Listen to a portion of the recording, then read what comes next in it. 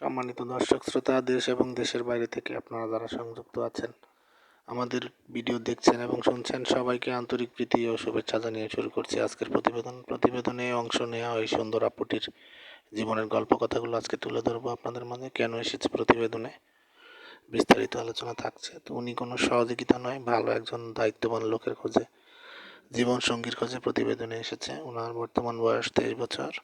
উনি বিবাহিতা, উনি একজন ডিভোর্সি নারী। ওনার একটা 5 বছরের ছেলে বাবু আছে।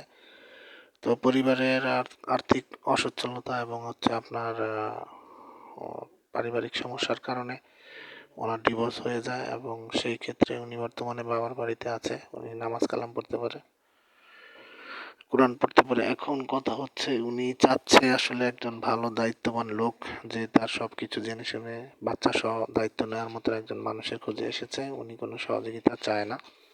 তো আপনারা যারা ওনার সাথে আরও ডিটেলস জানতে চান, স্ক্রিনে দেওয়া নাম্বারে যোগাযোগ করবেন।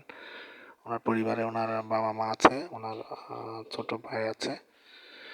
তো এখন বাবার বাড়িতে থেকে বর্তমানে একটা সেলাই কাজে নিয়োজিত আছে। ওইখান থেকে যতটুকু ইনকাম হয় তাদের হয় না, তার বাচ্চার খরচও হয় না। খুব দুঃখ কষ্টের মাঝে জীবনযাপন করছে। তো আপনারা যারা আগ্রহী আছেন, অতি দ্রুত স্ক্রিনে দেওয়া নাম্বারে যোগাযোগ করে ওনার সাথে সম্পর্ক তৈরি করতে পারেন। আর আমাদের চ্যানেলকে সাপোর্ট করার লক্ষ্যে প্রত্যেকটি ভিডিওতে আপনারা একটি লাইক, কমেন্ট, শেয়ার করবেন, চ্যানেলটিকে সাবস্ক্রাইব করে রাখবেন, পাশে থাকবেন, সেই প্রত্যাশায় বিদায় নিচ্ছি। ভালো থাকুন, সুস্থ থাকুন, স্বপ্নভূমি চ্যানেলের সাথে থাকুন। আসসালামু আলাইকুম।